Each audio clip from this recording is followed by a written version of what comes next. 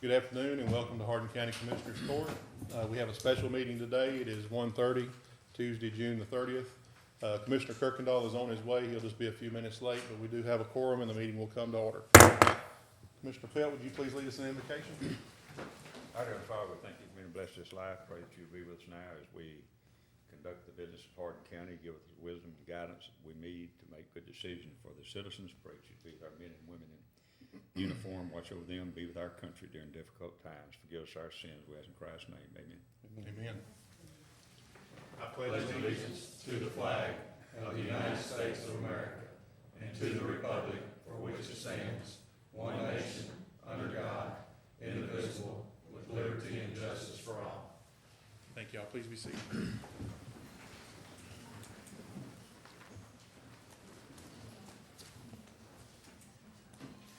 Item number 4, Commissioner Pelt, Precinct 3, discussion and action to appoint Bates Hobbs as Commissioner for Emergency Service District Number 4 to fill vacancy. Okay, everyone has in their agenda a letter from the Tom Warner, President of ESD number 4. This is their recommendation, and I move that we appoint Bates Hobbs as Commissioner ESD 4. Second. I have a motion by Commissioner Pelt and a second by Commissioner Cooper. Any further discussion? All in favor? Aye. Any opposed? Motion carries unanimously. Item number 5, Commissioner Roberts, Precinct 4, discussion and action to engage engineering services from Schaumburg and Polk Incorporated regarding repairs to Park Road North in Precincts 3 and 4 caused by flash flooding during Tropical Storm Bill. Commissioner Roberts? Yes, sir. Did you get this? Were you able to get this in our package from Melanie? That's okay. We have Mr. Trey and I know Steve. We have them from Schaumburg, and they went out and they've looked at it, and they're gonna be the ones that are gonna be looking at this for us. As stated before, we weren't quite sure until the water went down when we closed it last time.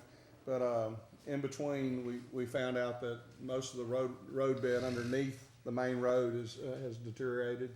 There's a big hole there.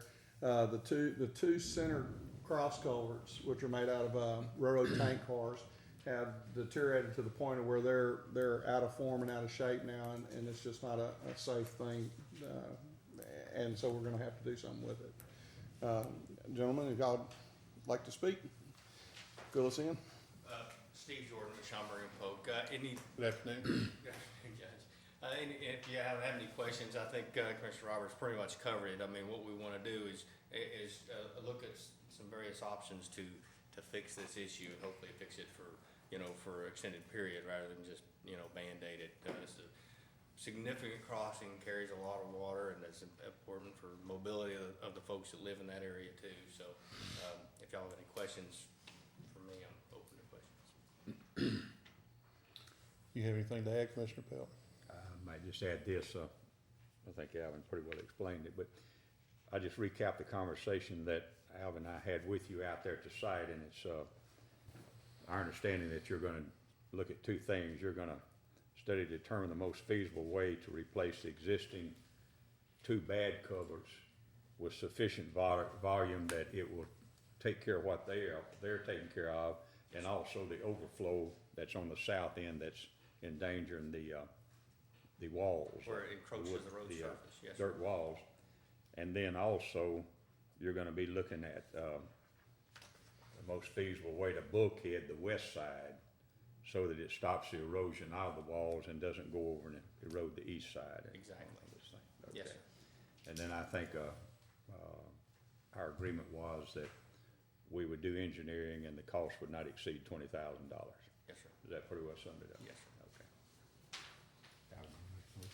I make a motion, we go with Schaumburg and try to figure out how to fix this problem. Second. I have a motion by Commissioner Roberts and a second by Commissioner Pelt. Any further discussion? All in favor? Aye. Any opposed? Motion carries unanimously. Judge, Thank could I you. make a, Yes, go sir. ahead. Can I make a suggestion to skip number 6 until Commissioner Kirkendall is here? Yes, sir. So we'll move on to item number 7, budget workshop to review and discuss the past, present, and future budget needs and concerns for the following departments. Before we begin with Ms. Walton, the county attorney, let me ask Misty, I know you just received a report from Total Safety, is that right? Yes. Within the past 10 minutes? Yes, sir. Do you have time to stay until we go back to that line item on the agenda? Okay. If not, we could call you when we're ready for that, so I wanted to offer that to you if you didn't have time to stay. Yes, sir. Would you like to let them know, or I'll let them know? You guys are welcome to leave if you'd like, or you're welcome to stay if you'd like, either way. We appreciate you coming. Thank y'all very much. Thank you very much. All right, so on to item number 7. Item number A under 7 is county attorney, and Ms. Walton is here. She has submitted a proposed budget. Everybody has that in front of them, is that correct? I would just like to ask Angela, before we start moving down the line here, on those top 3 line items that have a question mark, can we just remove those? Is there any need to keep those in her budget? And Ms. Walton, you don't have any need to keep those in the budget, do you? I had never seen those before, so that's why I put a question mark, I didn't know what they were. Okay. I need to put something in there, Angela just told me what needs to go. I think that's probably from, that's some line items that may have been used in the past that we can remove, they're no longer needed. We do have longevity pay, for Mr. Dutton, but I don't know that there needs to be anything in there. This is, looks like some type of reimbursement that we've gotten, maybe. And the state, contributes that money, it's not something the county pays. Does it come into that line item? It's another line item in the budget, okay. So if we remove 50, 51, and 52, that's okay? All right.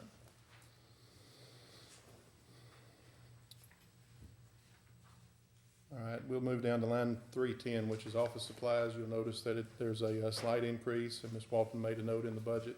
At the bottom, it says that $75 a month was added to increase the rental on copy machine. They just obtained a new copy machine recently, earlier this year. And it's one of the same type that we're using throughout the courthouse, which will print, scan, and fax and copy. Does anybody have any questions or anything regarding the office supplies line item? If not, you'll notice that line item 400's been noted to remove. And then line 420 is the telephone budget. And I talked to Ms. Walton about this morning, about reducing that to $600, and she has no objection to that. So we'll bring that to 1,300, No, sir, it'll be 600. It will be that. to 600. Yes, sir. Okay. Other than that, there are no other changes to be made to the proposed budget that I know of. Does anyone have any questions or any comments? Ms. Walton, do you have anything you want to say? If there's nothing further, we'll move on to the next line item. Next line item is item B, District Attorney. Mr. Sheffield is here. Good afternoon, sir. Everyone has a copy of what I received from the District Attorney. And the only change he is asking for is to cover additional equipment and our office supply expense as a result of the Michael Morton Law. Michael Morton Law has to do with discovery.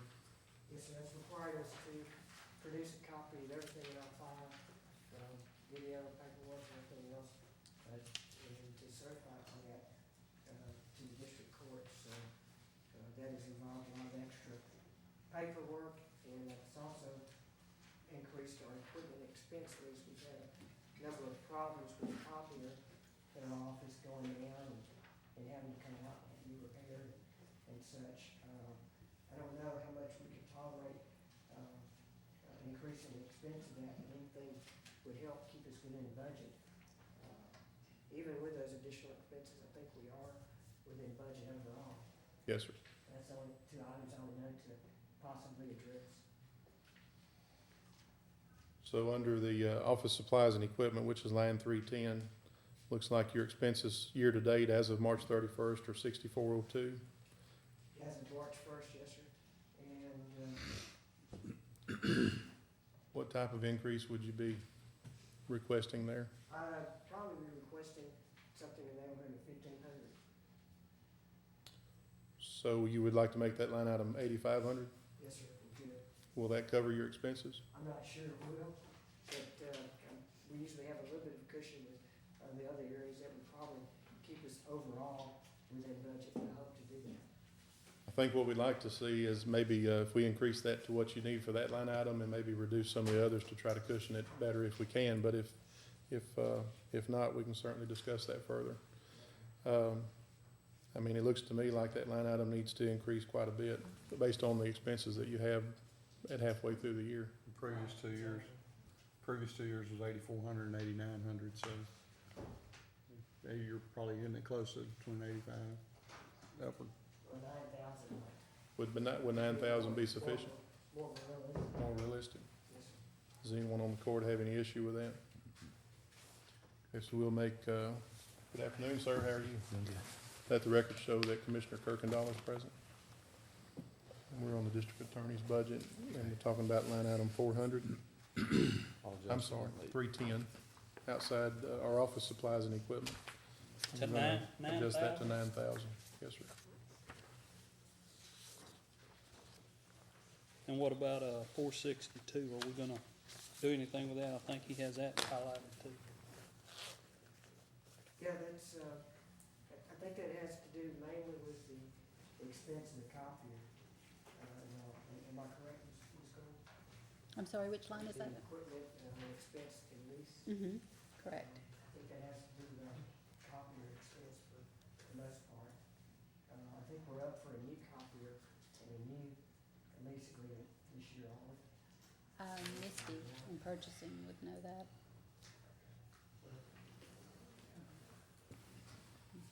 That's what we did on the county attorney, that's the only change we made. If we could we make that 4,500 to cover that additional expense that we're incurring with that line item? Will that be enough? I'm hoping we Okay.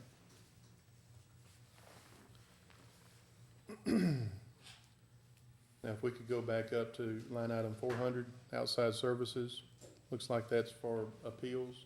Yes, sir. Is there any way that that could be reduced any, or do you need to leave it at that amount? I really need to leave it at that amount because we are facing a number of appeals that are gonna be paid for in the next budget year. We've got, the Boyette case, Shankle case, a couple of, murder case, Cody Davis. Those are all percolating right now in the appeal system. The bills for those are gonna be coming due, probably, September, October, on into the next budget year. Okay. Would you be comfortable if we reduced the telephone line item to $600? The same as we did with the county attorney's office? That would be fine with me,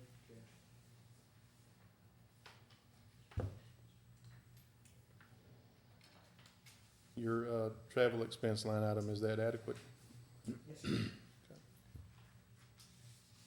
David, can, I ask a question? Maybe the judge or Angela can answer. Your salary stayed the same, if I'm looking at everything correct, at $378,000. The new position we granted, this coming out of a grant, that's 100% funded by the grant, so that wouldn't be reflected in a salary change. Right, that's correct, there would be no change there. The grant that he's referring to is the one from the Attorney General's office for a victim's advocate, clerical position in our office. The total amount right now is $42,000. We're adjusting the salary and benefits and everything to fit totally within that grant.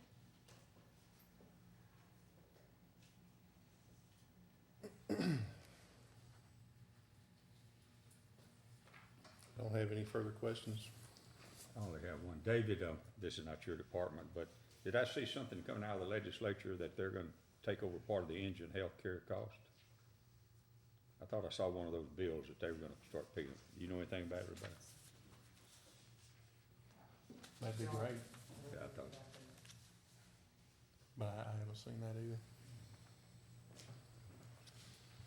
All right, anything further from the court? Of the dues and subscriptions.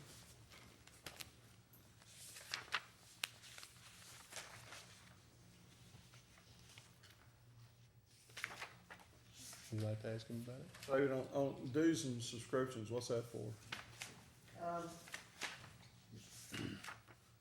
Dues and subscriptions, that's,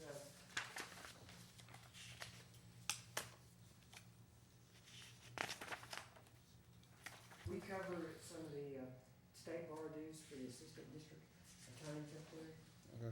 Also, subscriptions, to different periodicals or what have you, things of that nature, like LexisNexis, research, database, things like that. Okay. I was just curious, I saw it was a $2,000 line item and you only used $115 out of it. I can't explain that here and there. But you do need the $2,000 in there to cover their, Yes, sir. okay.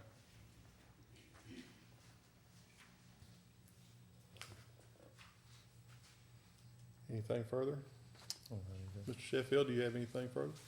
That's it. All right. Thank Sure. you very much. Appreciate your time today. Thank you, Dave.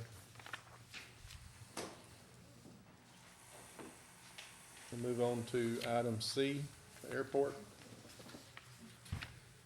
I think it's pretty self-explanatory. We received the proposed budget from Esther. Did we receive this from you or Amanda? Amanda?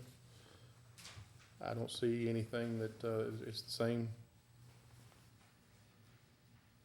There was a reduction in utilities and an increase in miscellaneous. Can you explain what the increase was on miscellaneous? Well, I just took, the average of what the bills have been, and there was more than what we needed in there, so I just put the rest into miscellaneous, to see if maybe we can use it in other places. But other than that, it's the same bottom dollar. And I don't see anything really that we can cut out of there unless anyone else sees something I'm missing.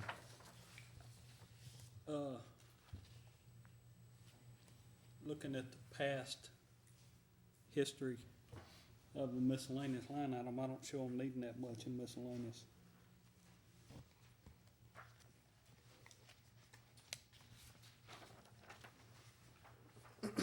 What's your recommendation?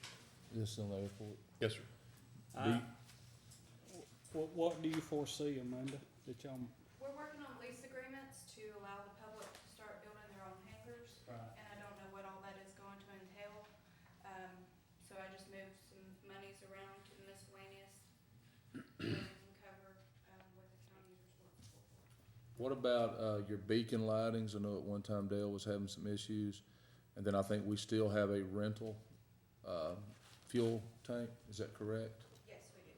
And we're gonna have to eventually address the old fuel storage tanks? Aren't we gonna be required to pull them up due to the age and? we already took care of that, You already took care of that, okay. So, didn't we? Those are gone? okay, now do we know what the plan is? They are. Do we know what the plan is? Are we gonna continue to lease? I know Dale's raised some questions about the continuation of leasing versus putting in tanks or purchasing tanks. I don't know anything about that. Okay. He's out of town today. Okay, I know that's been an issue of what we're gonna do permanent. The last time that Dale and I discussed that, he told me that we'll probably have to address that at some point in the future, but for the time being, we're good with what we have. That's good. So, and I believe that that's for the foreseeable future, at least the next budget year, if not longer. Okay. I know we had some issues on, that FAA wanted us to take down some trees, and I know they took some down, but there was also a possibility that more may have to come down later on, and that was an expense. Dale and I, met a couple times so far this year and went and looked at those trees. And I think in the past, some of the landowners have, worked with us as far as cost and everything, but there is a possibility of some, expense coming on additional, tree cutting, so I guess we could put that money in there for that, I increased the grounds and pavement because we did go over this year, by $1,000.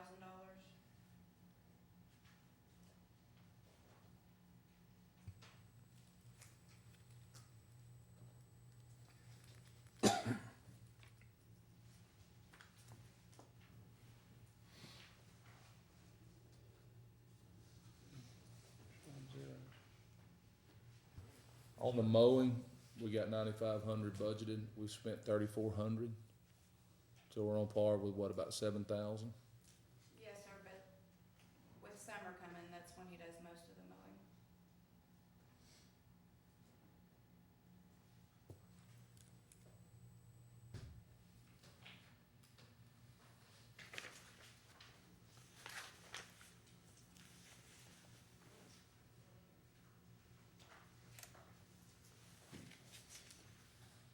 Anything further? I don't have any.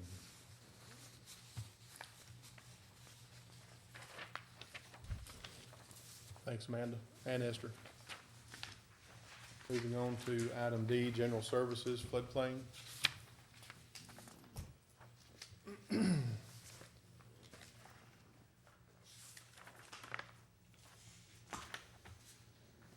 Esther, would you like to discuss the travel allowance line item?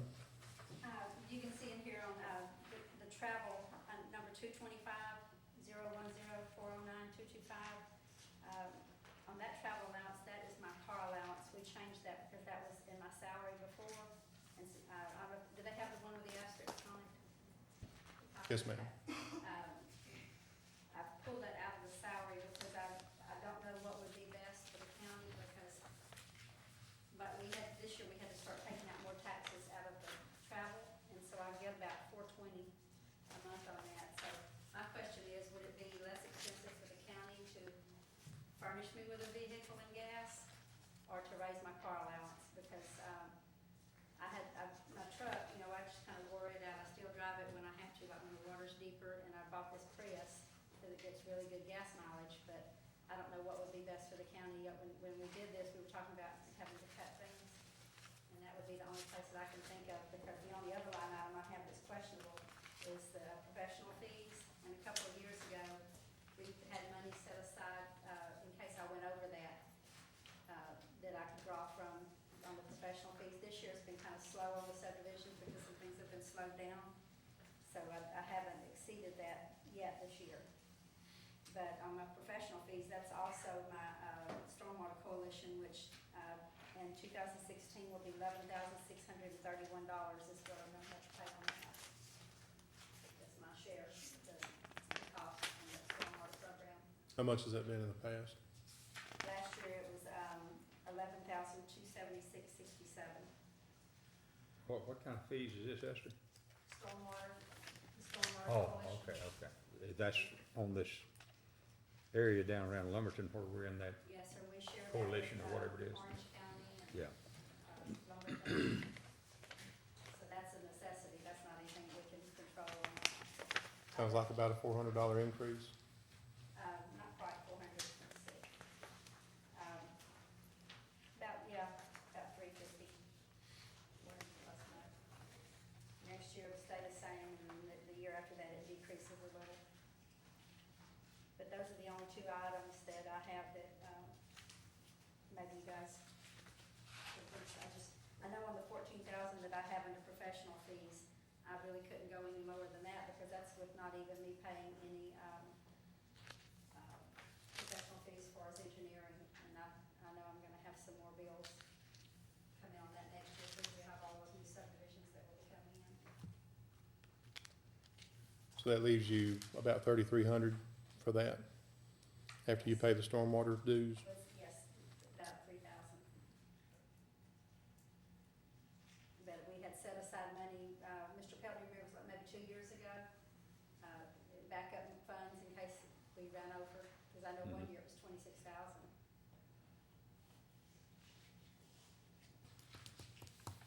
Haven't we talked about in our committee meeting about having, some of those fees shared by the builders? We haven't adopted any of that yet, though. Right. Well, it was brought up last budget, last year whenever, Commissioner, Franklin was here in reference to some of these fees that we're paying the engineers that, myself and Commissioner Franklin, I don't remember if Commissioner Pelt or Commissioner Kirkendall had the same. Of course, they don't have the subdivisions we have, but I was not impressed with, some of the results of these engineers, so I requested that my foreman do the inspections. And we was trying to, look at cutting some of these back, but if you're gonna need those for the, other thing, then. I think the reason they, and Fitz and Shipman was here before I came here, but I think, you correct me, Mr. Pelt, if I'm wrong on this, a lot of that was the legalities because they have, licenses, architectural licenses, and Right. engineering licenses. But when I have a man with a license tell me that a ditch is just made to hold water, he needs to go back to school. Cause none of those ditches was shot to grade. So that's why I want my foreman doing the inspections. But that's between us and them, not I you, think so. on the finals, when you do, before the final acceptance, I believe we have to have an engineer to. That's probably right.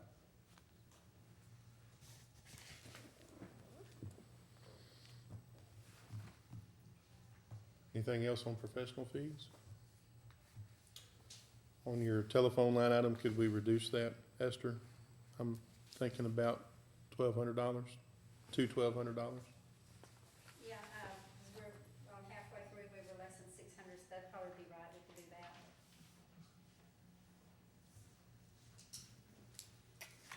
Your travel expense, I noticed that you asked for an increase there, up to $3,000. Well, now, this was for me and Amanda. She's going to go, and we're hoping to go in October. I'll need to discuss that with you later. Both of us need to go to school, and she's going to take the CFM exam when we go in. The next one comes up in October.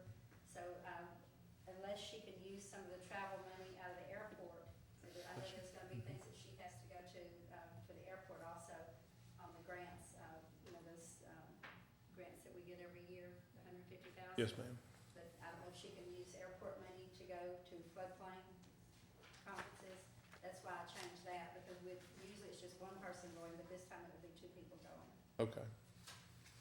And that's the amount you'll need for both of y'all to go to school? Yes, sir. You reduced the miscellaneous line item down to $530. On equipment expense, looks to me like that's right where it needs to be. Right. So I guess the only item to address right now, or maybe we need to see what the cost difference would be between the auto allowance that we're paying now or what it would cost to provide a vehicle. To me, that's the only item left that we haven't really addressed just yet. So you think we would have a savings by providing her with a vehicle other than $6,000 a year? I'm I asking, would be opposed to that. I don't know how the rest of the court feels, but. I don't think we could be any cheaper if you, furnishing a vehicle, there's just no way. so the amount you have in here for vehicle allowance is $6,000? Is that covering your vehicle allowance, covering your vehicle expenses? Barely. And some months, no, because it depends on how many nails I run over and construction sites and things like that, but,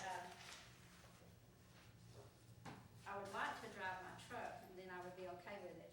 But I've put so many miles on my truck in the last 4 years that it's kind of scary sometimes to get off, by myself in some areas, so. Is that a straight $500 a month? Is that what we're, No, sir, I get like 420, I think I clear 420 out of it, because they take out taxes out of it.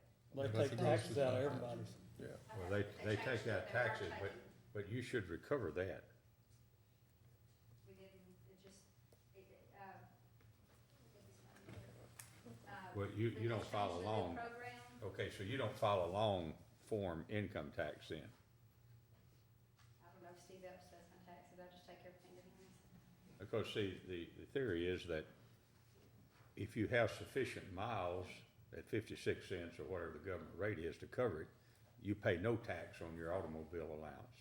But what he told me before, because we talked about this before, if you keep track with your mileage, then remember that's what I was doing before, and we just averaged it out when we moved me to a monthly stipend or whatever you wanna call it. But, you have to keep up with all the receipts and everything like that, and keep it all separate, so. No, you don't have to keep up your receipts and Just stuff, your mileage. just your mileage, yeah. And you should not end up paying any income tax if you have sufficient miles to cover it, and it would take something like 11,000 miles a year to cover $6,000. But you shouldn't, I don't know. I've had my car 2 years and I've, now, you know, I do drive it for personal use back and forth to work. And I think I figured at one time I had already put 57,000 miles on it, just if I took off when I drive it back and forth to work.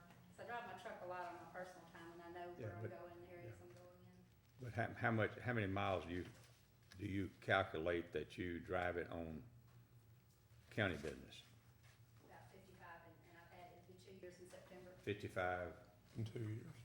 5,500, 55,000. 55,000? I drive a lot. I drive on Saturdays.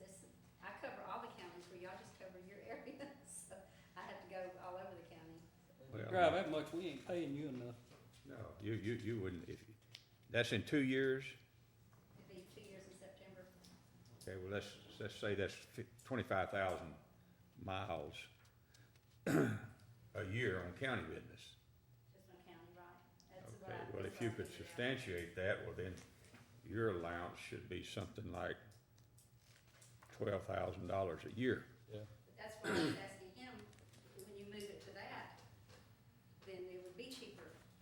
Like even, I don't know if that's what we were talking about, would it, instead of doing that for the county, would it be cheaper? And y'all would, I don't know, does the county get a deduction for the cars and everything? County don't get a deduction for anything.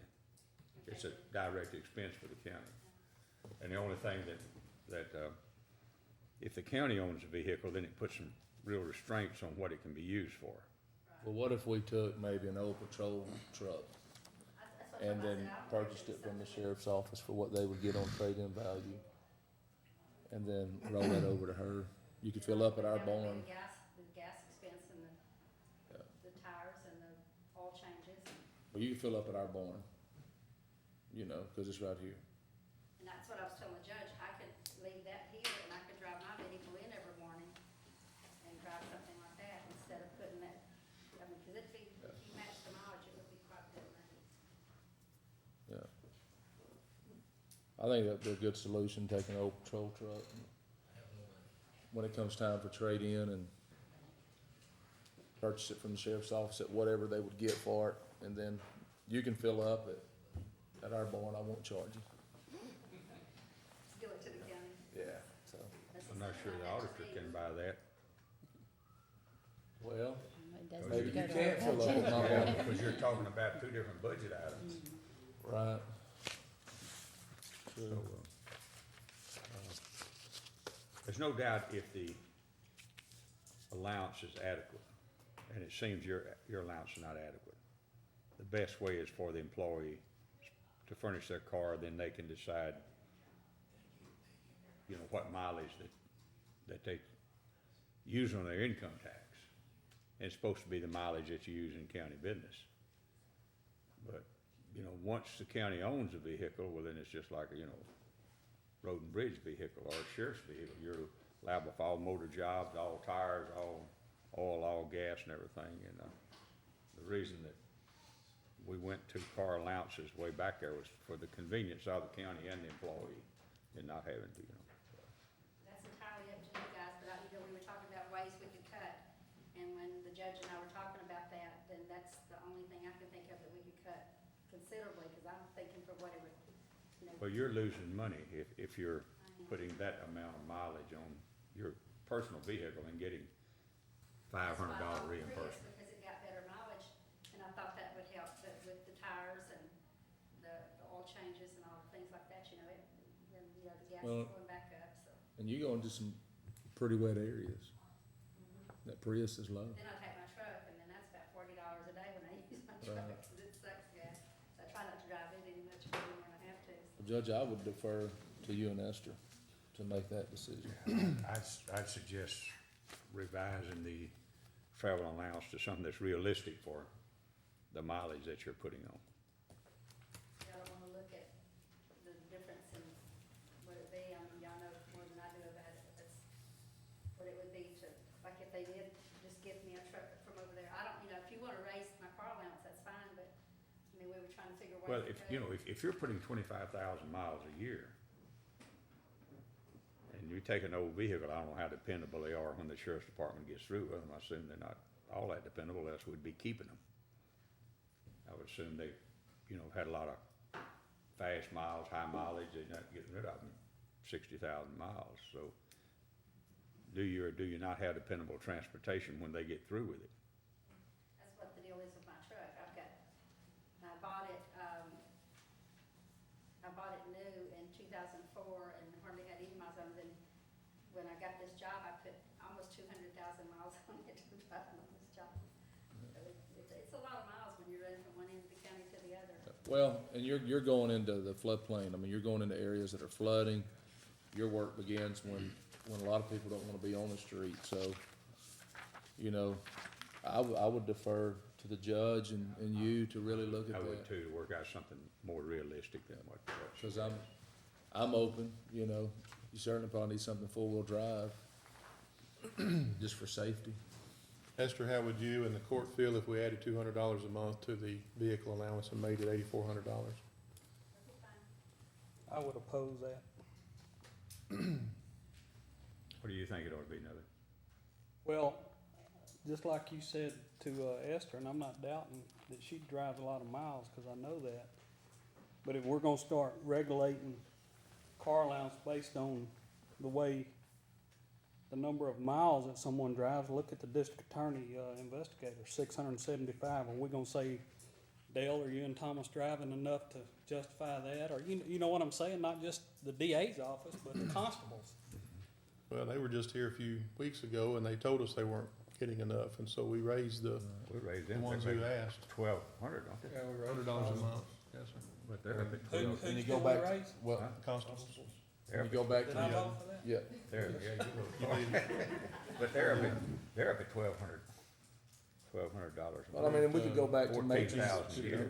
turn in mileage reports. And that's supposed to cover something like, what, 25, 30,000 miles? Right. I mean, years ago when we started all this stuff, we had a kind of a formula that, to kind of base the, well, in the constables, we got into, it's kind of a salary adjustment with it. But the theory behind the automobiles was that the car allowance at the government rate, 50, 56 cents, whatever it is, would basically compensate you for the miles that you used a year in your job. And, $1,200 a month was to compensate you for something like 25,000 miles a year. That was where it was. And if she'd been driving 25,000 miles a year for $500, well, she's been subsidizing the county, which that's great, but I doubt it was, I wouldn't do it. Well, and, Right on my car though. and I just go back to, you have the whole county. That's Thicket, Votal, County Head, honey, I mean, it's a big area. So I would defer. What's your recommendation on that? Oh, I'm just one vote. I vote against it. We're not voting, but I would like to know what the I consensus say leave is. it where it's at, unless Okay. we're gonna go back and rearrange every car allowance in the county. So do we need to tell Miss No, Esther to drive less miles? Don't drive as many miles as she's been driving in order to cover? I think we ought to compensate her based on the amount of miles she drives. And it may be where we turn in a monthly report, I don't know, to discover what the matrix is, kind of a baseline, cause I certainly think that, let's say you drive, say 1,000 miles a month, and then all of a sudden you're driving 1,300 miles a month. Well, we ought to know that too, whatever the matrix is, and then we have a number and we have a system, and That's what we did before. I used to keep my miles, and that's how we came about this. We averaged it out. And, Well, do you wanna keep monthly mileage and get reimbursed on actual miles? that's fine with me. you break the bank. No, but is that satisfactory to you? You break the bank. Now, the thing I have a question Yeah. about, and I heard it on the news last night, that this Obama's fixing to change the way, who gets overtime. So if I drive on Saturday mornings, which is when you catch a lot of the contractors out and everything, and people pouring concrete and stuff like that, if I drive on Saturday morning, is that gonna be overtime? That's just something I'm throwing out there, because I don't know if y'all saw that, you can go look at it on the news now, he's fixing to change that to where people that, make less than $55,000 a year, I think it is, are gonna be compensated with overtime. So, that's coming up pretty quick. But is your job an exempt job, or? It's an exempt job now, but it won't be if they change that salary guidance. I would say we address that when they make the change. Yeah, that's what I'd say. He may not be I here. know we're working for the future though, and that's why I'm putting that out there to, because if he puts that into effect, then, that's gonna change. We'll just work you Saturday through Thursday. I'm teasing. I'm teasing. Well, I propose in your situation that we compensate you on actual miles drilling. That you keep a mileage log. I know that's a little bit of problems, but, that would be the safest way for, or it would be the most advantageous way for you, and it would be for the safest way for the county, because we'd be paying on actual mileage. Yeah. That's fine with me. I don't think Angela was here when I was doing it, but I know that, that Larry had some issues with me keeping the mileage and everything, because we'll get into that. We'll talk about that later, about how he wanted me to keep it, so that's fine, whatever, that'd be perfect. That's just a suggestion, you know. Yeah, whatever you want. I think if we expect you to make these Well, I think if you do it, investigations and stuff, we're obligated to pay you for it. And, I mean, I don't know we expect anybody to lose money on their own. right. I mean, that's just, have we decided anything? What I'd like to propose is that we increase the vehicle allowance from $6,000 to $8,400. And Esther, if you see that that's not gonna be enough, that we address it again at next budget year. Well, I'll keep the mileage along while we're going along with it, and if I see it's too much, I'll come back and tell you too, because that's about how this came up, is we were talking about cutting. That's fine, I go for that. Is that okay with, I know that Commissioner Cooper, it's not, but with everybody else, if it's all right, let's go with that. 84? 8,400.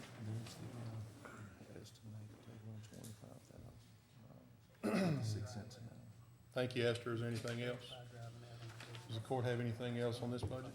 But I wanna make sure we're on that professional fees, that we still have that money in the contingency fund in case I have to draw on it.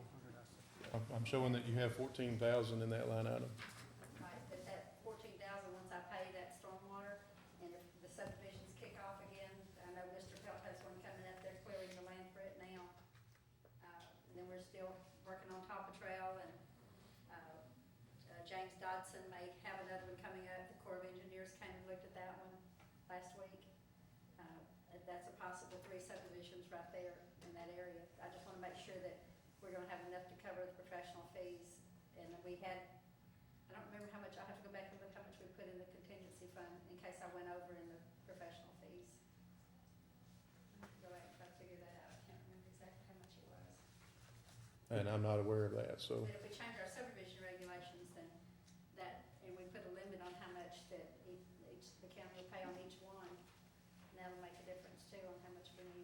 I mean, when a subdivision is being built, the developer ought to incur all the fees, professional and otherwise. In the past, the county's always picked them up. Well, that's something I think we ought to look at. And I know we are in our committee. Yeah, that's- yeah, we are looking at that. Okay. What, the professional fees is what, Judge? It's gonna- It's 14,000. gonna stay that? Yes, sir. She's gotta pay. And then 1,200 on telephone? Yes, sir. All right. Anything else from the court? Heard anything from the court? We won't hear anything soon on that, because that just happened, what, Monday, a week ago? And, we were talking about it earlier, that's probably gonna take a while on that. She spent 4 or 5 hours out there walking around again on that land. So, Heard y'all needed a better four-wheeler or whatever. we don't wanna go there. All right, we'll move on to item E, emergency management. Teresa, how are you? Hello, Commissioners. Hello. You'll see at the top that Laura Comer has plugged in some figures up here as far as what we get on the grant award for this position and for this department.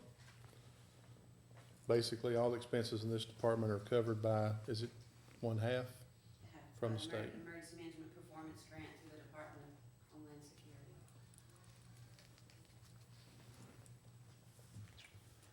Okay, so what is this Texas Department of Public Safety and then the county match? The Department of Homeland Security sends the money to the Texas Department of Public Safety, who in turn allocates it to counties. Is that like through NIM-KID and all that? Yes, Texas Division of Emergency Management. And not every, county in the state, it qualifies to be EMPG. You have to do certain things to stay EMPG compliant. So if y'all wanna know about that, I can fill you in on that. Basically, you can see that the, overall budget is reduced from 93,404 to 90,932. And that's from a reduction in the professional fees line item. There was a slight increase in the miscellaneous expense line item. And that was to cover, what were the two items in that? It's a publication that we have, part of my grant, I have to put a preparedness publication in the newspaper to cover so much of our population, so I took it out of miscellaneous. And that 90,000, county pays half and state pays half. Yes, sir.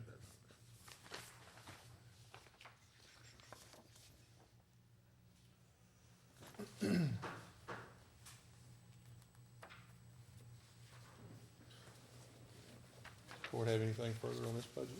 I don't have anything. Teresa, do you have anything further?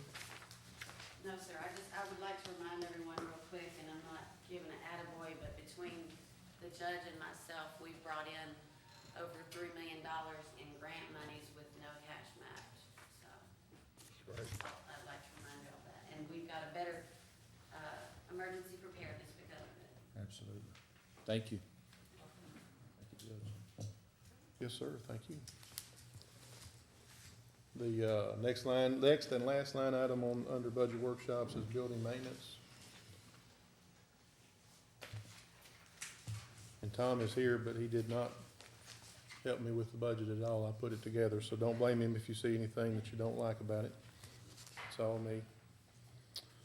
There's only, two things I'd like to see moved around. Okay, And that's the old jail renovation yes, sir. and the auditorium renovation. I'd like to see those, I'd like to see the old jail renovation moved into jail maintenance and repairs. Because anything I do up there, I'm using that line item anyway. Okay, And, anything we do in the auditorium, we can do that at the courthouse. okay. So would you- Recently, I've been having to, go to some of the different, JPs, and I didn't know it, but also I think we're furnishing them with, clean supplies and their stuff like that. I didn't know that. I didn't know if that bearing on our stuff or not. Does that come out of courthouse maintenance? Is that where that comes from? That's what I'm understanding. Yeah, because I don't think we budgeted them anything, do we? For JP? No, sir, unless it comes out of their office supplies, it'd be the only place that I can think of that would come from. Do you know? No, On the, that's the only thing that's budgeted that would have classified. on the auditorium renovation, are you looking at combining the 90 and the 80 to make 170? No, sir. No? He would move the auditorium renovation of $3,000 into the, line item 450. Okay. And then the $25,000 line item, he's asking to move that into 454. And I think, Okay. and I think we could possibly reduce that maybe by 5,000. What do you think? Which one? If you take the 25, instead of moving 25,000 from old jail renovation, move 20,000 into jail maintenance.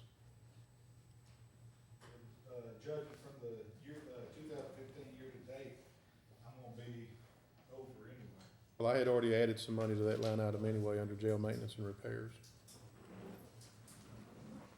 No, I didn't. I reduced $7,000 in that line item. So we would, if we added 20, that would make it, 100,000 even. And then I just think we need to watch that a little stronger, a little better.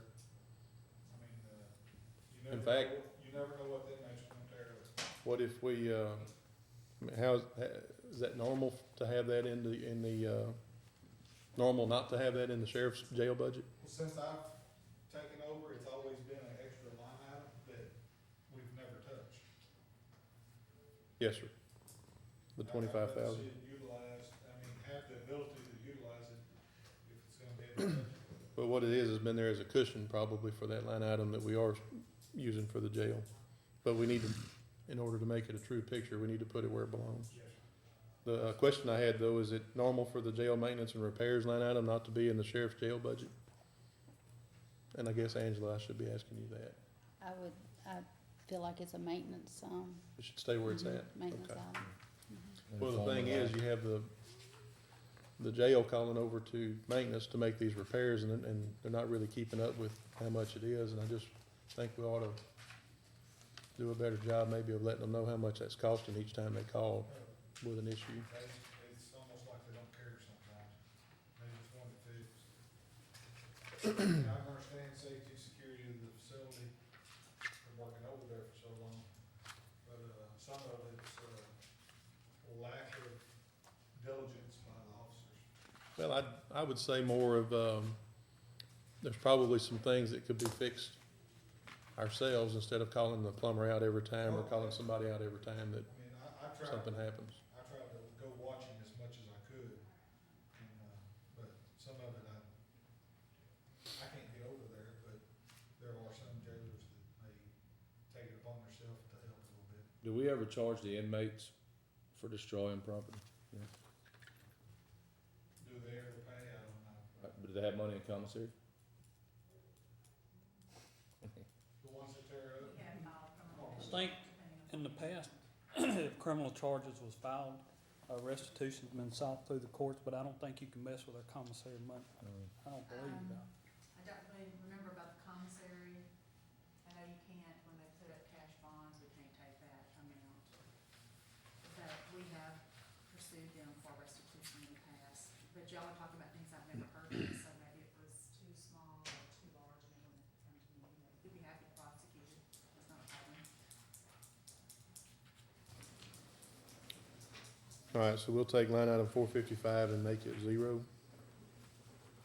And we'll move that line item to 453. At 25 or 20? 25.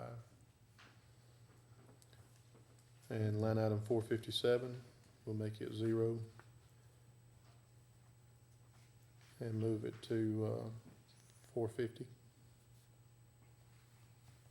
I mean, that way it'll be easier for myself and Angela to keep up with also.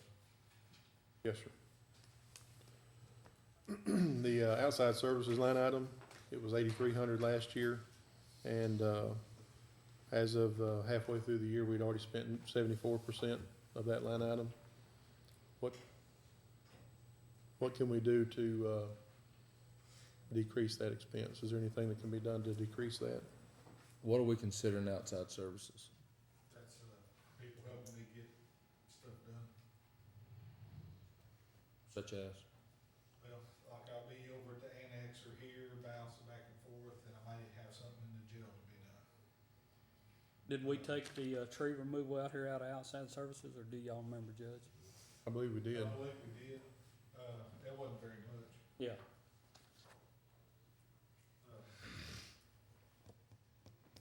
The majority of that is gonna be stuff that, like, I believe the plumbers are coming out of the, maintenance, aren't they? When you call out a plumber, we'd have to look into it to see, probably repairs. I'll have to double check and make sure where it's coming, I mean, what's coming out of it.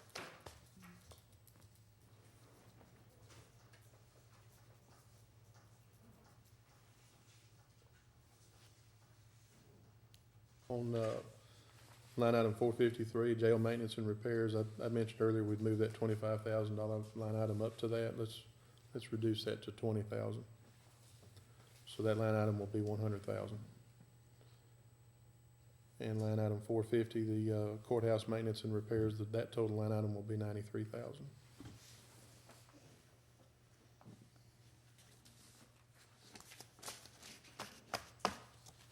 Judge, with the reduction in fuel prices and the possibility that we'll be moving out of that old hospital over there, we don't anticipate a reduction in utilities?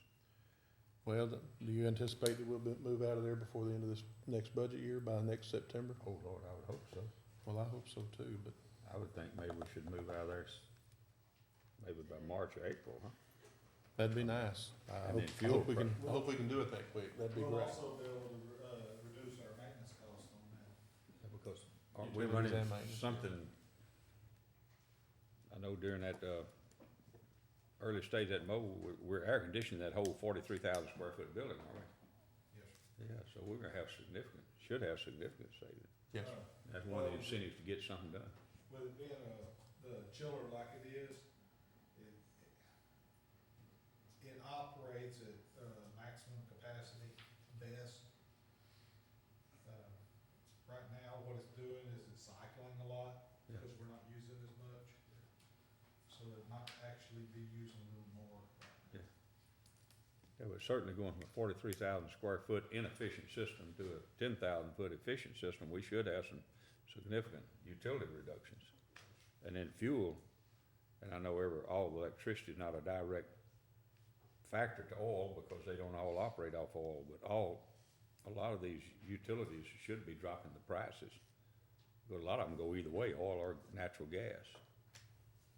And, I don't know how much that was seen, but with the forecast on the oil prices, we should see some utility reductions. I mean, I don't know where you wanna adjust it for this year or not, but it certainly should be a savings.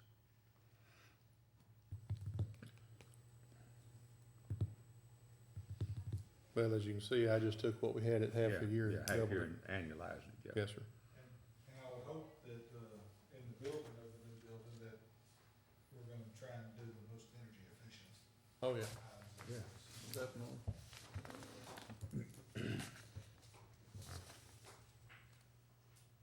I would anticipate that, if we had that, we're now, what, 3, 4 months? July, August, September, 3 months, left in this year, 3 months of this year and 6 months of next year should get that building. So we should have about 6 months over there. Hopefully we knock off 20,000 or so off that utility cost. Would you like to go ahead and I make an would. adjustment now? I would. Okay, well, let's do it. I think we're gonna have it. I think it may be more than that, but if we go down 210, it looks to me like it would've. I'd feel a lot better if we built the building first. Well, we need to build a building,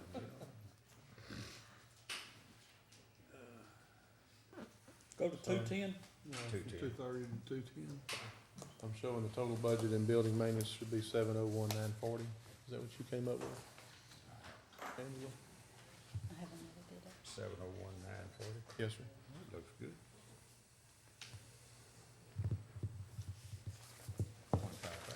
Yes, sir.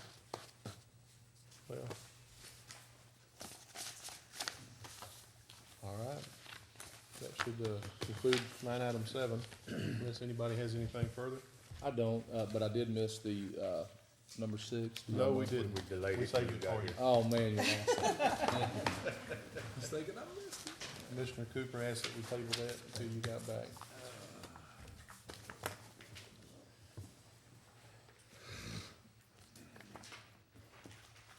Misty, do you have those reports handy?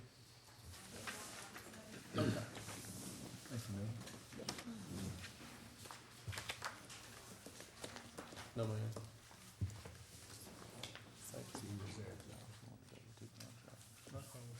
Have you had a chance to read this? Okay. Okay. Okay. Well, my computer, just got it fixed. Everybody has a copy of the recap, while we're really still on item number 7, has a copy of the recap that Angela provided to us. Thank you, Angela. If you will, take that and review it, and then if there are any questions, or anybody sees any mistakes, or I doubt there are any, but if there are, let's, address those now. Not right now, this minute, but maybe at the next budget workshop, let's address any questions that anybody may have. All right, we'll move on back to item number 6, discussion of options regarding the annex building project. Although Commissioner Cooper is the chairman over the committee for that project, I'd like to just speak to that for just a minute, if that's okay. We had, last, Tuesday or Wednesday, Toy notified us of, visual mold in the health department. And, Commissioner Cooper and I both went over there and did an inspection and saw what she was talking about. There were some pictures that had been sitting on one of those, AC radiator units that, had some mold growing on it. So, and there were some other areas in the ceiling, some of the ceiling tiles had some mold growing on it, and, so we asked, contacted each department head over there, I believe, is that correct? And asked each one of them to let us know if they were seeing any new signs of visual mold, and each one of them, I believe, with the exception of one or two, told us that they had been seeing new signs of mold. I believe that Tom was aware of that. He had been trying to take care of it with, cleaning solutions, and had, made some headway with it, but some of it was starting to come back. So, and Misty was over there with us as well when we went to inspect the building over there, the health department anyway. Misty immediately contacted, the same company that we used last time to do mold testing over there. We checked to make sure that, Toy and a couple of others were satisfied with the results that we got last time, and they were. So, they responded Thursday morning, I believe, at 7:30 to take air samples, and we received this report about 1:20 today.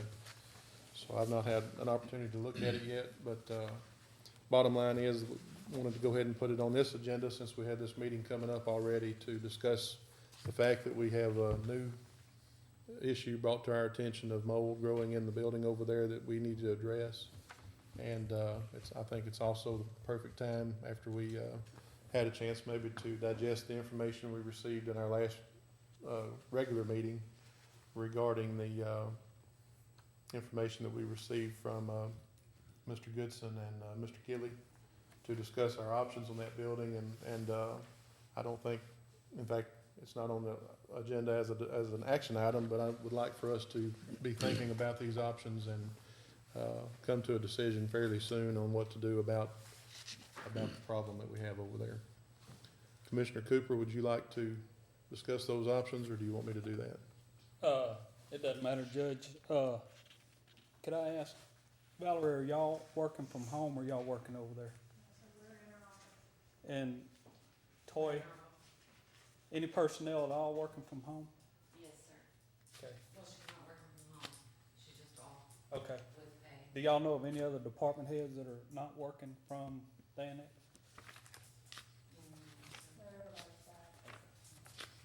Well, regardless of what route the court takes, and I think Mr. Pelt said this earlier, we need to get out of there as quick as we can. So, for the safety of our employees, so whichever route, Judge, you can go ahead and go with the options, and if you miss anything or leave anything out, I'll step in or. Okay. The options that I think we have on the annex building project are, A, we can, put it on the next ballot, and there's some, things that we've got to do by a certain date, and I believe that date is August the 20th, in order to, have that item included on the next general election ballot, which will be in November. That would be a bond issue. And that would be a bond issue, yes, sir. To me, option number 2 would be, to look at certificates of obligation. And the information that we received from Mr. Gilly on that is that there would be a, roughly a quarter cent. It was 0.027 increase. And that certificate of obligation would be combined with our current certificate of obligation that we hold on the jail. And that for the first 10 years of that certificate of obligation, which is the duration of the jail CO that we have, the payment would be minimal. And do you remember that amount?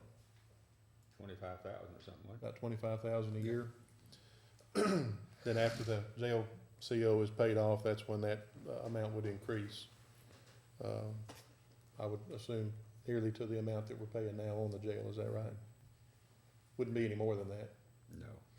Regardless of either bond issue or certificate of obligation, in order to cover the amount that we're looking for, it's gonna be 0.027 increase in the tax rate, or 0.027 of our tax rate. Which is around 25,000. Which is is what Commissioner Pelt has, come up with by reviewing. Either after route reviewing we all those took. documents. Either, Yes. Yeah, And So- we'd either absorb that, or we'd have to look at increasing the tax Correct. rate. I feel like we should be able to absorb that 25,000 a year. Yeah, so it's 25 now, and in 10 years it'll be 25, or, 10 years, it would jump up to what Jump up basically the about jail what we're is. paying now on the jail. okay. Well, it'd probably be a little bit less, because right now we're, what, 2.5 million that we refinanced on the jail? Yes, sir. And we don't anticipate this building being over 2 million, I wouldn't think. No, sir, we're hoping for around 1.8. And we're covering some of those expenses ourselves already, so. Then our third option is the, building that Lumberton Mud has available in Lumberton. Lumberton Mud has met, Roger Fussell came and met with Commissioner Cooper and I last week on, Tuesday or Wednesday. Wanted to let us know that his board has asked him to come to us and let us know that that building is available. They've been trying to sell it. They know that we need to do something with our people that are at the annex, and have offered to owner finance that building for us for a period of 4 to 5 years at a very low interest rate. There would have to be, some work done on that building, and I'm not sure what that amount would be, but, just a guess figure would probably be at least $40,000 to make it, suitable to move our personnel into that building. And, plus whatever the purchase cost would be. So that's our third option. can I go over the purchase cost, or would you rather not? Judge? No, go ahead. Roger says that, his board is, really, wanting to help the county. They do have it listed now, at a value of $250,000. In our meeting with Roger, he, indicated to me that he thinks his board will come down on that price. And if we wanted to owner finance it through them for about 25,000 a year, or whatever, just throwing figures out there, he seems to think that we could pull a deal on that. Which sounds pretty good to me. What would be the plan? Who would we move down there? And is it with another 40,000 renovation that we're estimating? Who would be moved down there? In other words, who'd be housed in Lumberton? Every service we have over here now. Well, there's a few that we could leave in there. It would be the, well, Oh, I gotta read this report first, but Oh, okay, everyone who's serviced in the central air and heat, part of the building, which will be the senior services, the extension agent, soil conservation, and, seemed like there's one other, but all of the health department, WIC, indigent healthcare, and crime victims. okay, this is a temporary move until we would get the annex built. Yes, sir. That's the way I see it. But it does give us more time to search for grants to build the annex building. And they're not interested in leasing us that, or renting that building rather than purchasing it? No, sir. and Information I gathered, they weren't interested. They weren't in lease. interested in renting, and then, I would hate to see us spend a lot of money on a building that we're renting in order to make it ready for our people to move into. That we would just be, but there again, if we buy this building and in 3 or 4 years, we're able to build the annex building here, we've gotta do something with that building, either, Well, sell it. I'll voice my opinion earlier. I'm against anything that would move these services permanently to Lumberton and not build the annex over here, a building specifically for the needs that we have, a building that would have synergy with this courthouse and serve the people of all the county in the center of the court. And a building that is obviously has some age on it, that was built for a different purpose than what we're designing an annex for. Now, Yes, sir, I wouldn't be for moving them permanently to If- Lumberton. well, I think if we move down there and usually when you go into an old building like that, it'll cost you more than what you think it'll cost. And you'll tease yourself into staying there longer than what you thought. And I'd rather see the county put its resources right over here and do it in an expeditious manner as quickly as possible and work out housing these people for a few months where we have to. I mean, that's my personal feeling. I do think that with what we see, whether we go certificates of obligation or a bond, and I think that we could probably go, now that we've seen it would only be $25,000 a year to service it, we could probably go certificates of obligation. I do think we need to involve the public in it. And this is the reason I think that we need to get our plans, a floor plan from that architect as quickly as possible so this court can make a decision. They're obligated to give us 2 plans at, I believe, Nubbin, isn't that right, at the cost, if we're going any more than I that? spoke with them yesterday, they're waiting on us. All department heads, the judge sent everybody a, email in reference to narrowing down what our last plan was, and I think everybody responded to the judge, if I remember correctly. But they're waiting on a final on that, and then they're gonna get started on the drawings. I think if they understood that we're ready to build this building, and I think with Hardin County's financial position, despite the fact that we've had some oil and gas losses, we are ready to build this building. And I think the public will go along with the certificate's obligation. I think we have an obligation to show them what we want to build. And the quicker we could get a floor plan and get a perspective drawing that we could put around in these different libraries and start publicizing this, hopefully we could do it before August the 20th so this court could get a feel back as to whether we're confident to go certificate's obligation or want to go for a bond. But we have our construction financing. We have money in our contingency fund that we could pay for this building. Now, it would draw our contingency fund down. But this is a contingency. This is I hate to say it's an emergency, but it is sort of an emergency, the fact that we've got additional mold now. And I believe the public will support this annex. And I would like to see us start taking the steps to make these decisions so that the public knows where we're going. I think the key thing right now is to get that architect to get us back floor plans and a perspective. Floor plans first so we can decide what we will approve. And then quickly they should be able to develop a perspective on it. Would there be any logistical issues in any of the departments of employees driving to Lumberton? Why does everybody look at me? Okay. Or just out of the offices? Just to kind of throw my opinion out there. I completely agree with Commissioner Pelt. I do not think it would be synergistic at all. Not every department throughout the county that we have to deal with is online. It's gonna cost at least $20,000, maybe more, just to move our electrical equipment. I just think that's crazy to have to do that. I understand that trying to modify the building across the street would be an expense, and even to maybe block off the bad area, and I mean, from this report, it even shows that it's moved up front as well. I've done lots and lots of research since then on the mold. There is no black mold in that building except for in the wick, back in the back part. But this mold in particular that they have found this time around is very detrimental to people's immune system, mine being in particular. A lot of people, and I think I speak for everybody in the annex building, they're scared to speak up because we don't wanna lose our jobs.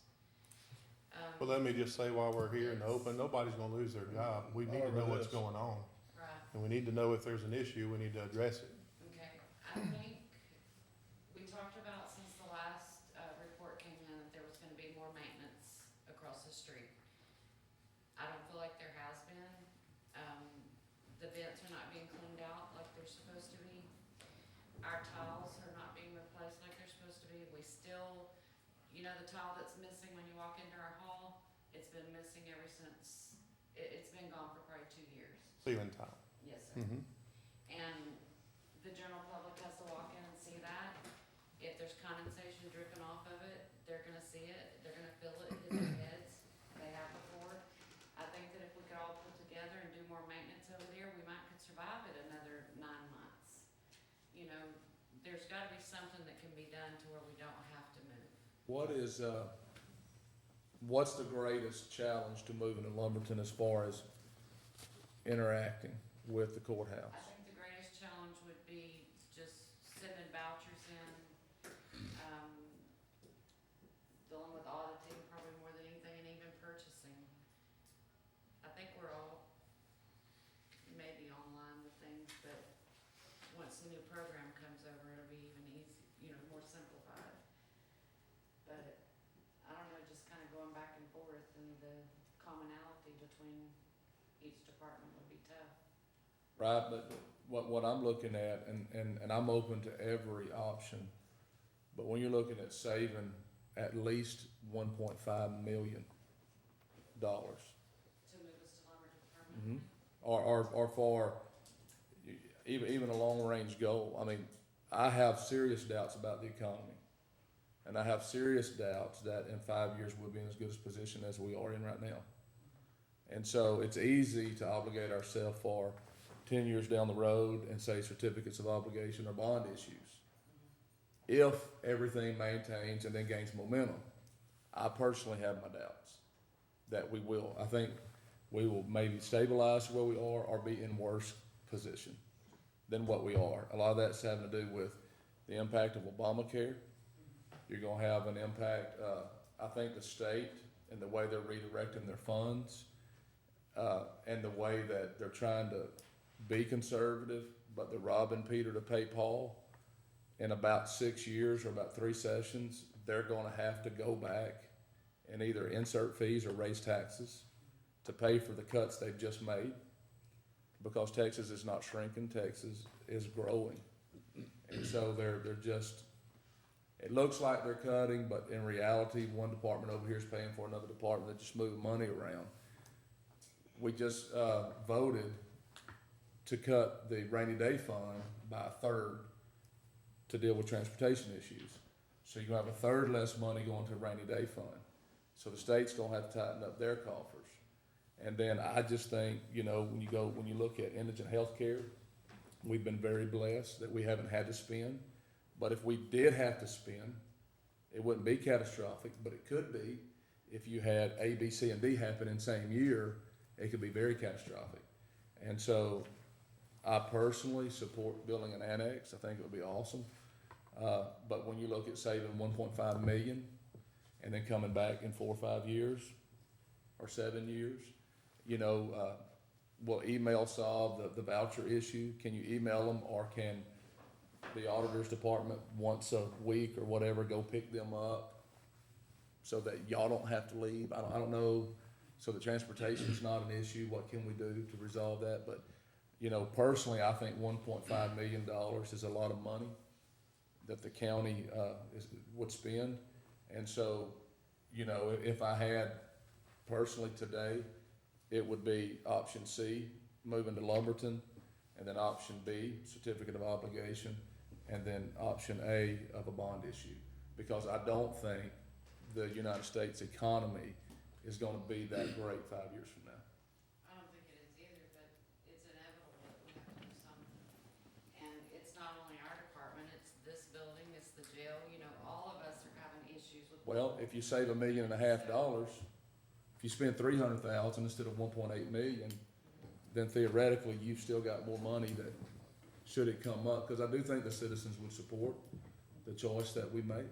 I agree with everything you said in the order that you said, but if we really wanted to get to the bottom line, nitty-gritty, let's go with option A and let the voters vote it down, because it will not pass. A bond issue will not pass, so then we'll see where we're going. And I'm open to all of that, but personally, being elected and representing the people that I'm elected to represent, $1.5 million is a lot of money. There are people I know, grandparents raising children.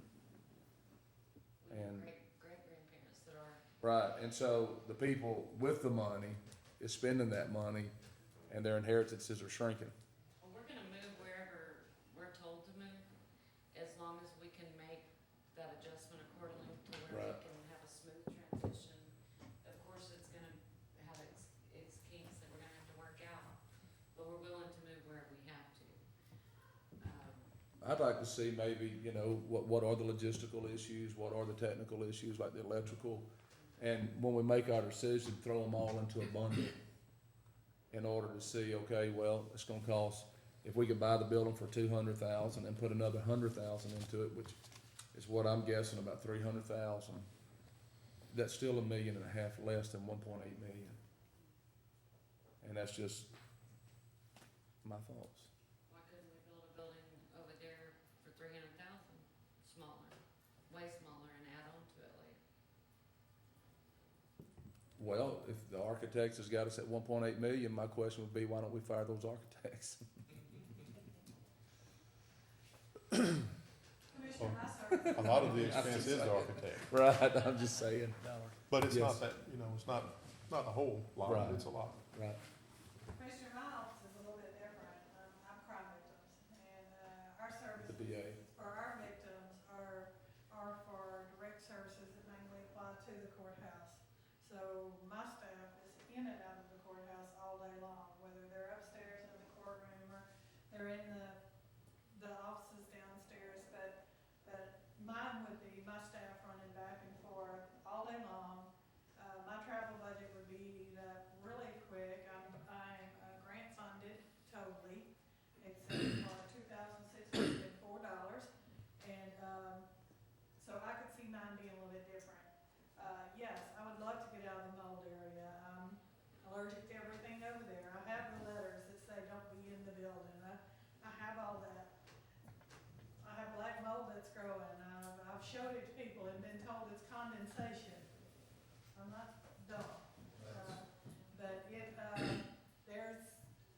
I'll be glad when we're out there. I'll be glad for my staff who goes home sick quite a bit. I'm anxious to see all that, but yes, I have concern about moving to Lumberton because I can see my travel budget being gone just like that. Well, see, and But if it has to, yes, I'm like her. It reaches a point, we don't say anything. We will move wherever because I love my job. I'm here to serve the people and I'll do what I have to do. Right, see, and I don't even take a travel allowance. It doesn't matter, I live in Thicket.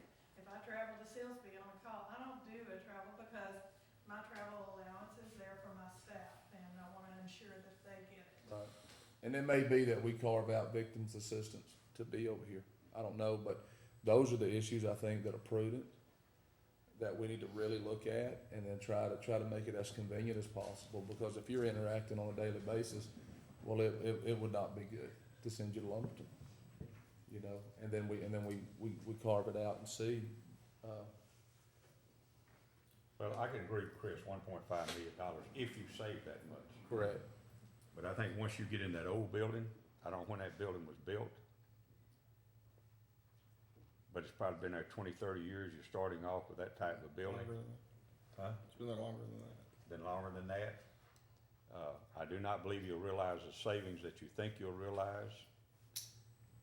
I do not think you will have the synergy with the employees that you have here at this courthouse. And greater than that, I don't think it'll serve the public as well as a building right here at this courthouse will serve the public, where it's easy to find, convenient to get into. That is not the case over there. We will not have a building that was laid out for the purpose that it's gonna be used for. No matter how you cut that building up, it will never be like a building that we would build.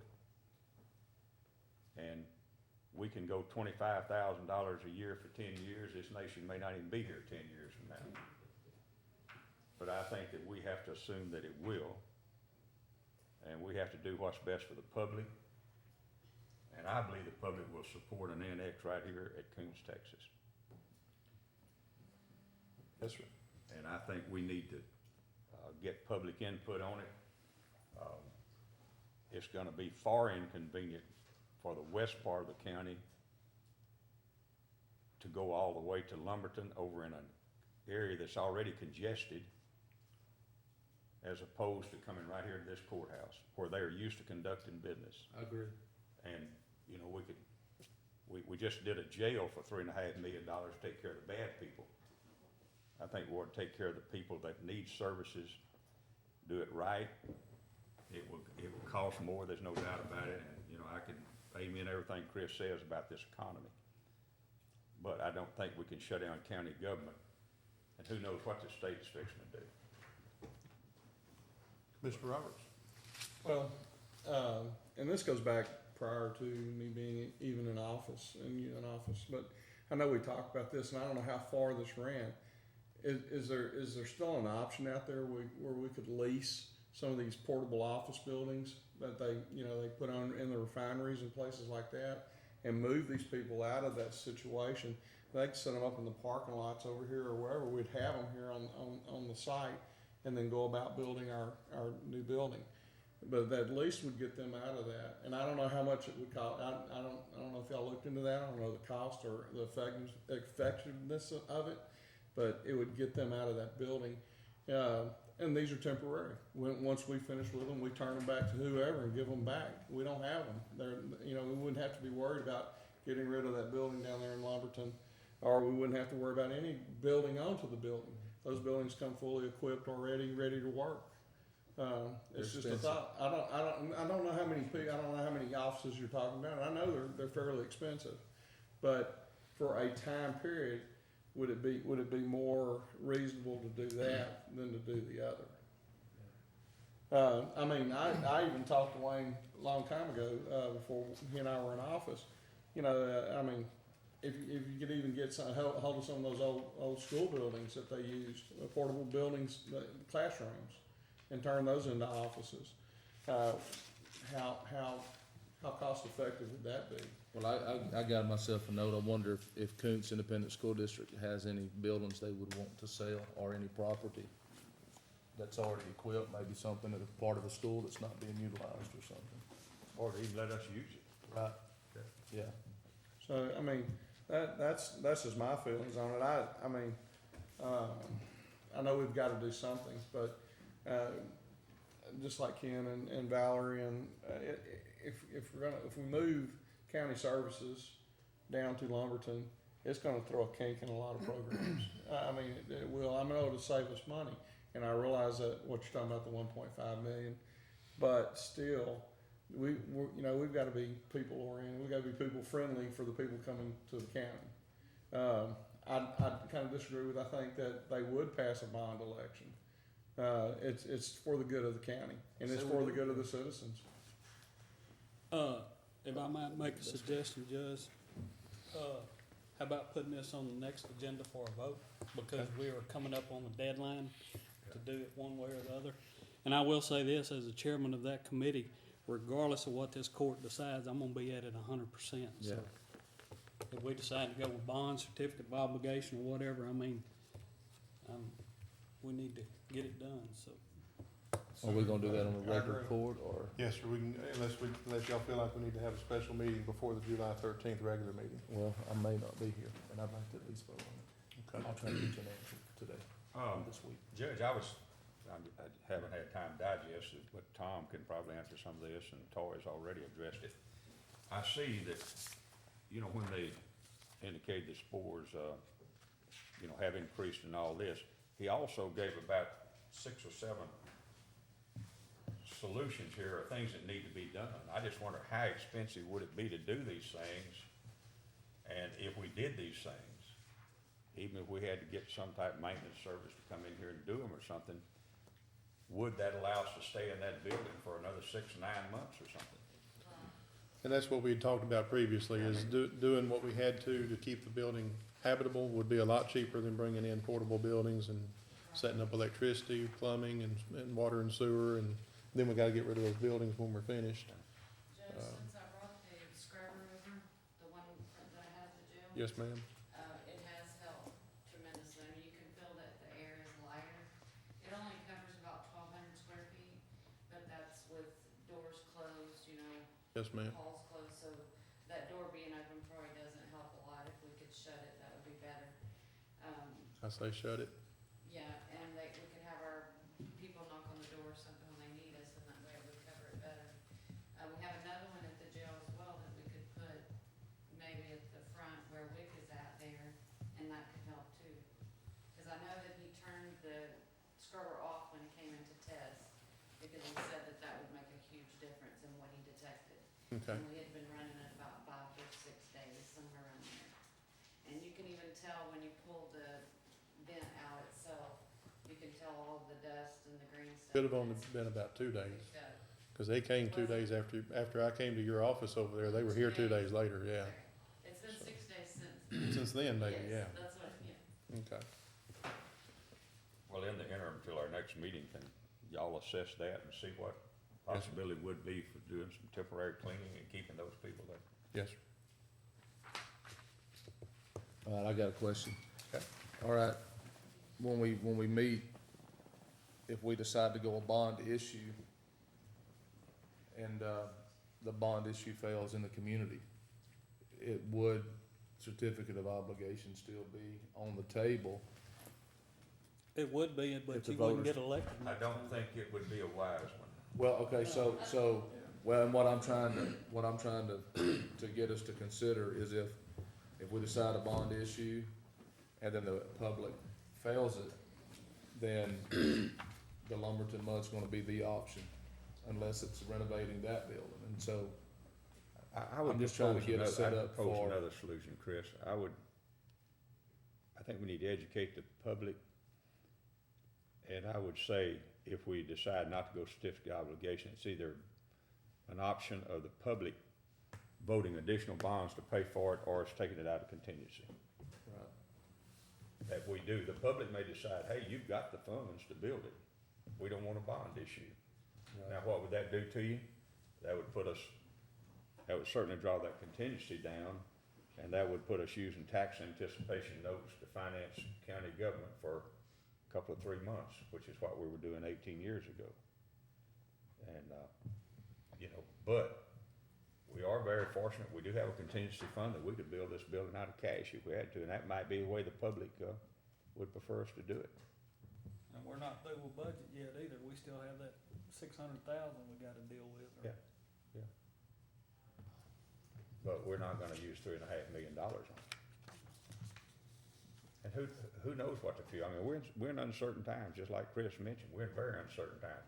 But we do have some resources. And I think until such time as governments collapse or something, we have an obligation to continue to furnish services. We're mandated to furnish a lot of them. And, I don't think if the bond issue fails, you go back to certificate of obligation. That'd be right in the voter's face. Well, and that was my point. I'm trying to just get us Yeah. in a direction ahead to. That's the reason that I was hoping that we could quickly, and August the 20th is a deadline for getting on that ballot, that before we reach that point of August the 20th, we would have decided, or we would have in our hands, what square footage we need, and I think we ought to keep it, just minimum we can exist with. But this building should have, and I think Nubbin, when we talked to the architect before, they were supposed to lay it out so it can be expanded. And, then if we could get a floor plan and a perspective that we could put around these different communities, and I know we're on a quick timeline, so that we could get some public feedback about what their feelings about this business are. I just believe once they see what we have planned, and they start to understand it, and I'm all for some community meetings in every community. Let the people come and ask questions. I think they're gonna support this building. Couldn't we do that before we decide how to proceed? Yeah, Couldn't we go ahead and have some public meetings in each, we can each have- area of the we can- county we and can let's have see what the public meetings. feedback is? We just need to, in fact, we can let them participate in that decision. You can let them participate in whatever you want to. We just need from the architect, and I believe that's our commitment to them, isn't it, Nubbin, for the steps of a floor plan and a perspective. We have an agreement, a contract already signed. Yeah. Pre-construction includes floor plans, and I think it's only $7,500 our portion. And the for- perspectives. Yeah, the And perspectives. we've already signed that. And then once, Yes, sir. right, Yeah, and they're then working once on they it. get to that point, Yeah. it stops until we decide what we're Stop gonna to do. decide what we're gonna do. And the key is to get to that point with as much time left between that and August the 20th as possible. I got to get some more information on the square footage and they're ready to go. It's almost, And it shouldn't take them long to develop that, I wouldn't think. I mean, I'm not an architect. How would the court feel about, let's get the drawings and perspective together and let's start having some public hearings to see how the public feels about this before we make our firm final decision. I think it's a great idea. That'd be my thoughts. That's my thoughts. Great idea. So instead of putting this on the July 13th agenda, let's get the drawings and perspective together and let's start setting some Because, public I hearings. mean, we can simultaneously go into these. What do y'all think? Dan? I just tag along on the coattails due to the district's, agreement with the court. And it would be a personal imposition on me to drive to Lumberton. And I don't think I'm with Mr. Pelt, I don't think that's the place to go, but I don't know where the building is, to tell you the truth, but It's Yeah, at the I corner of Chance, it's close to the corner of Chance Road and 96, it's behind Crawdad. HEB, yeah. Well, I Yeah, think it sort of settled in that community direction. involvement would be a good idea, as quick as you can get it done and get the architects off the bench and get something in writing from them that you can look at and say, this is what we want. Sounds good to me. Okay. After you, if you will, just report at the next regular meeting when we think that we'll have the perspectives ready, and then that's when we'll start setting some public hearings. Does that sound good to everybody? Sounds good. Okay. In the meantime, I'll work with Tom and everyone else that's at the annex building on these recommendations made to us by Total Safety. And then if anybody feels unsafe at that building, we need to make it safe for them, and if we can't, then we need to do something. We gotta address it in some other way. Okay? Now, you do have one working from home, is that right? Yes, sir. Okay, I just wanted to be sure, because I thought I heard you say something different earlier. And But she's are- working from home. She's not working from home. She does not have internet there, Okay. so she's not. And are we basically still providing the services to the public that we need to That's provide? the first time Yes, hearing sir. Okay. That's what I mean. Okay. Okay. Anything further from anyone? Anybody in the audience have anything further? Mark got something, Who? Judge. Oh, Oh, yes, sir. Didn't you originally say that AgriLife and my office was not under the gun, so to speak, because we're on a different air conditioner system? That's my knowledge as of right now until I read this report. Does it say anything different? I didn't see It's anything. really hard to read. It says it's on a separate system and That part was in good shape last time. I just assume it still is. Yeah, that's what I remember from last time, but I didn't even see my list, my office listed in this current report, and I know he took a sample in there, but I just, It's on Okay. that's Tammy. I move with adjourn. Second. Stand adjourned. Good. Yes, ma'am. I need to ask you Sorry, something. being late. No, no problem. This way gives here? Yes, sir. Alvin,